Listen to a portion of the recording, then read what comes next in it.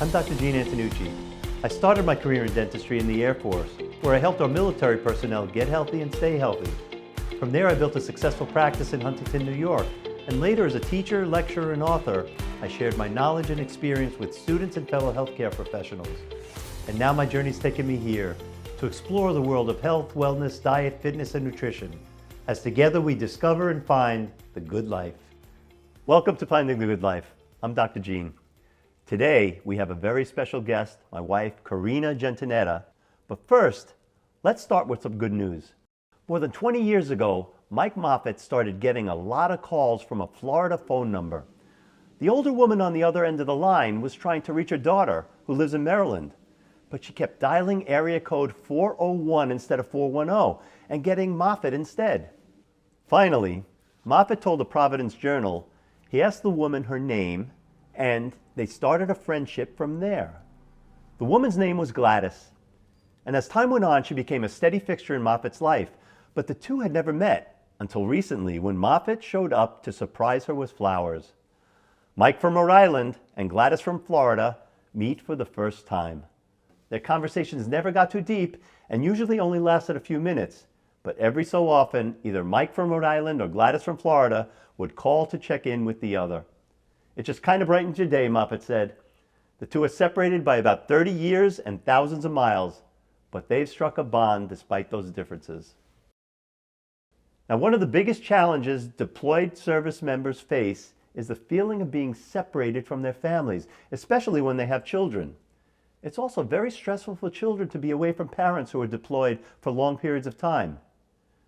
So for the past 4 years, the USO has brought deployed service members and their families closer through a wonderful program that allows them to read together.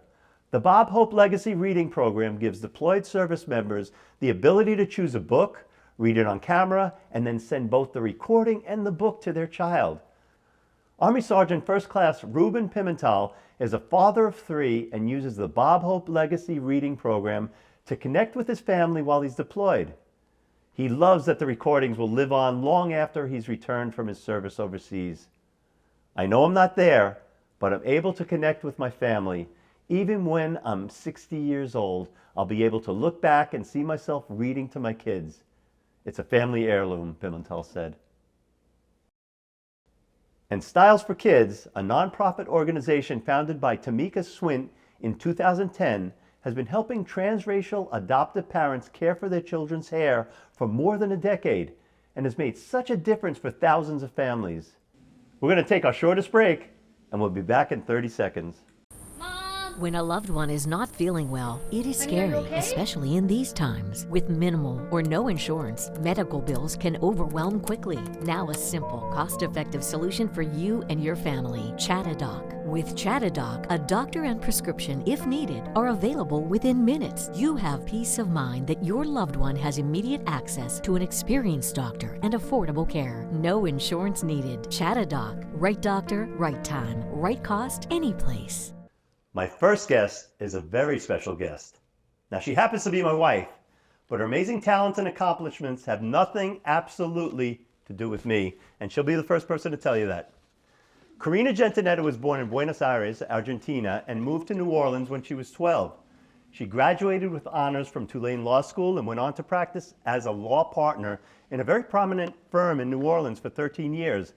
But then along came Hurricane Katrina in 2005, and her world was turned upside down. At the time, she had 2 very young children. She lost her home, along with major clients in her law firm, and she was at a difficult crossroads, but she found solace in art and design.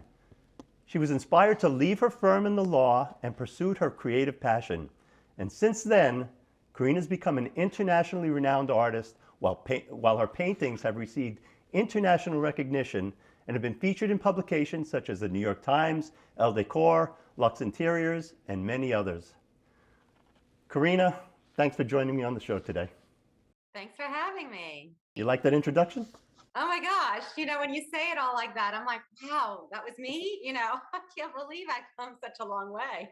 You know where I want to start? I want to start with the transition that you made from going from the law into art. I was always creative from a very young age, and I think that was true even while I practiced law.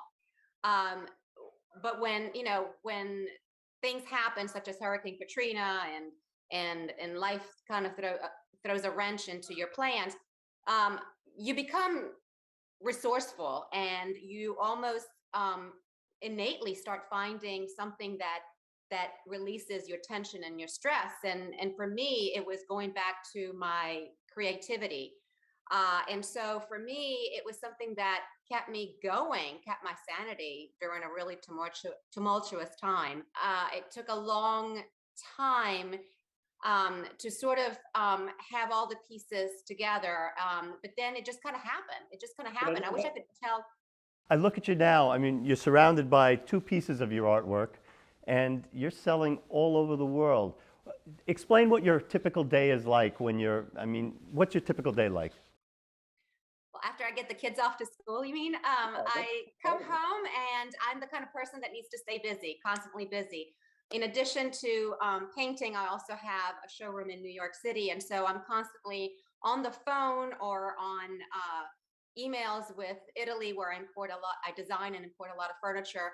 But then after I do that, I take a canvas and I start prepping it and I start creating. I have to create at least once a day. I have to put something on a canvas. Doesn't mean I finish that canvas. It just means that I have to let my creativity sort of come out. Now, we have just a short time left with this segment, but we have some exciting news to tell.